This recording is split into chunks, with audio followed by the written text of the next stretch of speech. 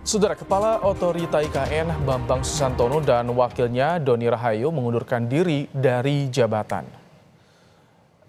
Menteri Sekretaris Negara Pratikno menjelaskan Kepala dan Wakil Kepala Otorita IKN menyerahkan surat pengunduran diri kepada Presiden Joko Widodo. Selanjutnya, Presiden menunjuk Menteri PUPR Basuki Hadimulyono sebagai pelaksana tugas Kepala OIKN dan Wakil Menteri ATR Raja Juli Antoni sebagai PLT Wakil Kepala OIKN. Pelaksana tugas Otorita Ibu Kota Negara Nusantara Basuki Hadimulyono berharap kepercayaan investor tetap tinggi setelah pengunduran diri Bambang Susantono dan Doni Rahayu sebagai Kepala dan Wakil Kepala Otorita IKN. Basuki bahkan optimistis Presiden Jokowi dapat mulai berkantor di IKN mulai Juli 2024. Hari ini aja Pak. Iya. Ya karena kita kan Kami saya kira nggak ada masalah. Mudah-mudahan justru mempertinggi kepercayaan karena yang menggantikan Menteri dan Wakil Menteri. Pak, berarti untuk rencana Presiden berkantor di IKN Juli akan tetap on schedule, Pak? Insya Allah kalau akhirnya masuk Juli ini akan masuk. Sebelumnya Menteri PUPR Basuki Hadimulyono memastikan Presiden Joko Widodo akan berkantor di Ibu Kota Negara setelah instalasi air IKN selesai. Pengerjaan saluran air ditargetkan rampung pada akhir Juni atau awal Juli 2024. Basuki menjelaskan perkembangan pembangunan saluran air di IKN.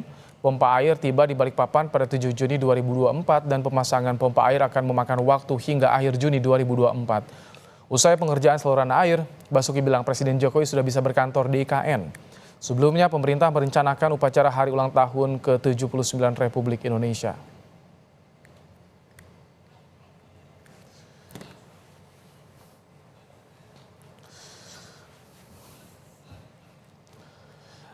Apa sebenarnya alasan dua bos otorita IKN mundur di tengah rencana Presiden berkantor di Ibu Kota Nusantara? Saudara, kita akan bahas bersama Pelaksana Harian Deputi Kepala Staf Presiden Ali Mokhtar Ngabalin. Ada juga anggota DPR fraksi Demokrat dari Dapil Kalimantan Timur Irwan dan Direktur Eksekutif Lingkar Madani Rai Rangkuti. Selamat petang Bapak-Bapak. petang. Baik. Yang pertama ingin ke Pak Ngabalin. Bang Ngabalin, apa sih alasan bos IKN ini mundur? Ada infonya nggak Bang Ngabalin? Yang pertama saya klarifikasi dulu, kemarin memang PLT sekarang sudah ada di putih definitif. Ya, Oh, udah definitif ya? saya juru bicara kantor staf presiden dan tenaga ahli utama KSP. Baik, baik. Oke, bagaimana tadi pertanyaannya? Ya, apa alasan Bambang Susantono dan Doni Rahayu ini mundur dari IKN, Pak Ngabalin? Oke,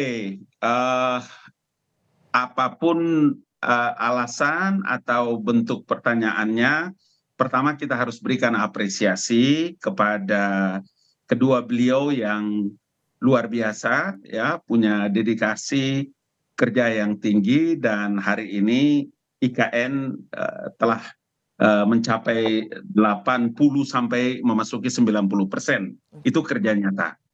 Jadi kalau ditanya apa alasannya, tentu saya harus ingin menyampaikan bahwa ini menjadi satu keputusan yang sudah diambil oleh kedua beliau dan jangan lupa keputusan ini juga bukan keputusan yang datang mendadak, tetapi keputusan ini keputusan yang sudah juga dibicarakan, didiskusikan dengan Bapak Presiden dalam waktu yang cukup lama dengan Pak Seknek, sehingga mari kita lihat ini sebagai bagian yang tidak terpisahkan dari sebuah upaya. Memangnya kapan Pak Ngabalin diserahkan ini mundurnya tuh, resminya mundur itu kapan Pak? Wakil dan kepala dan wakilnya? Dibicarakan beberapa bulan yang lalu, tapi seperti biasa kan kita tahu bahwa atau pengunduran diri seorang pejabat di sekretariat negara di kantor presiden itu kan juga tidak bisa serta-merta kemudian langsung disetujui. Oke. Gitu. Baik, Bang Rai, bagaimana Anda melihat ini kepala dan wakil kepala otorita IKN mundur? Sudah ada pembicaraan beberapa bulan yang lalu. Anda melihatnya ini ada apa nih, Bang Rai? Kalau menurut Anda, kacamata Anda nih seorang Bang Rai Rangkuti? Kan kalau menurut Bung Mokhtar Ngabalin bahwa kinerja dua orang ini sebetulnya sangat bagus ya. Artinya targetnya sudah mencapai 80%, sisa 20% lagi yang belum gitu. Nah, umumnya sih kalau target kinerja orang begitu bagus, lalu mengundurkan diri, artinya bukan karena kinerja yang bersangkutan ini mengundurkan diri gitu. Itu pertama. Dan biasanya juga kalau sudah kinerja bagus, pimpinan itu akan enggan untuk meloloskan atau mengabulkan permintaan mundur dari pejabat yang bekerja secara bagus dan benar gitu. Nah, tapi kan kedua-duanya kelihatan nggak jalan tuh. Ya kan, kita dengar misalnya pernyataan Ketua Otorita IKN baru sekarang, Pak Menteri Basuki, yang menyebut ada persoalan soal pembebasan lahan tanah dan sebagainya gitu ya. Nah, dan itu yang akan dikebut, yang menimbulkan ketidakpercayaan para investor, kata Pak Menteri PUPR ya. Sekarang kita sebut sebagai, karena jabatan berhubungan dengan DKI ini sebagai Ketua IKN baru kan gitu ya. Nah, jadi kayaknya agak bersebelahan tuh dengan yang disebutkan oleh Bung Muhtar tadi. Nah, dari kalau kita baca dari situ kan, pertama kan mana ada orang yang kinerjanya sukses kok malah diterima pengunduran dirinya.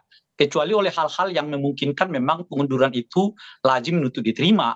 Misalnya sakit, kan kira-kira begitu ya. Atau yang bersangkutan menginginkan untuk... Ini bukan ada arah ke transisi pemerintahan atau Jokowi menyiapkan orang-orang baru. Ada arah ke sana nggak sih menurut Anda, Bang Ray?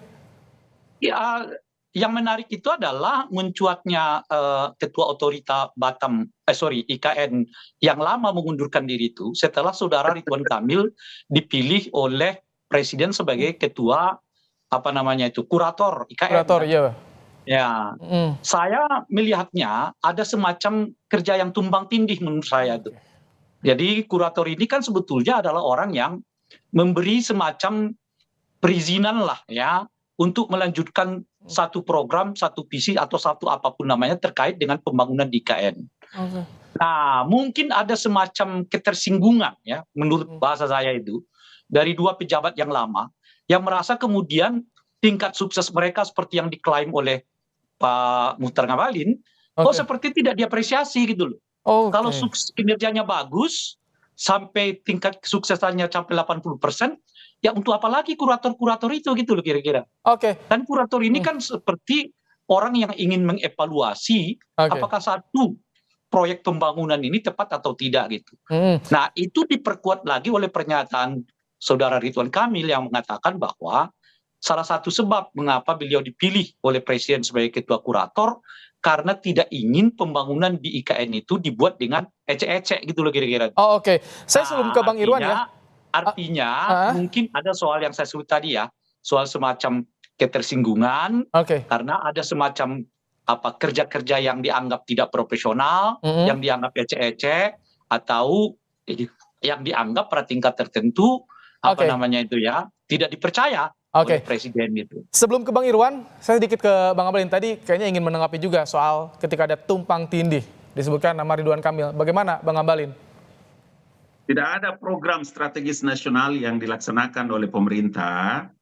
Jangan lupa, ini program strategis nasional, ini ibu kota negara yang dikerjakan atau dilaksanakan itu dengan sembrono.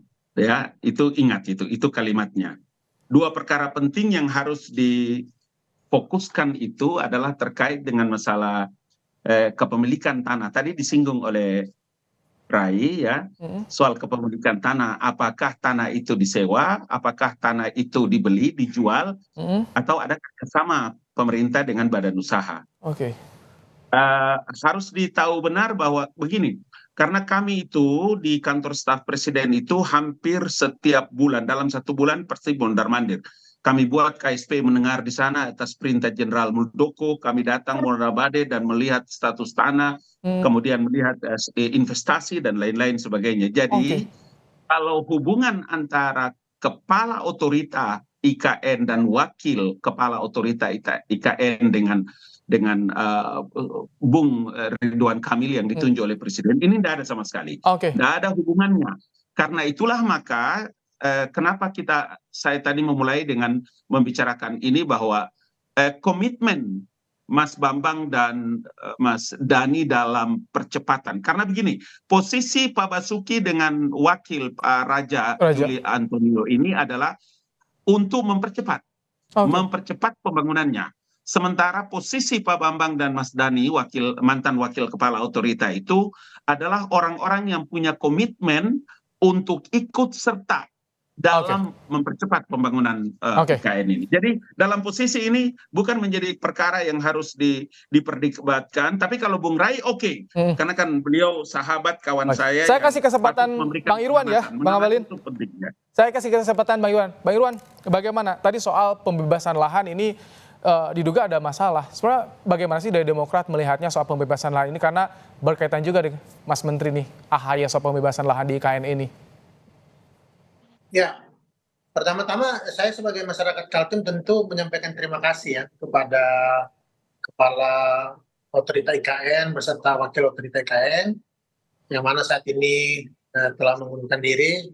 Bagaimanapun pengabdian di awal sampai sekarang tentu mengawal IKN sampai dengan 80% progres juga cukup baik.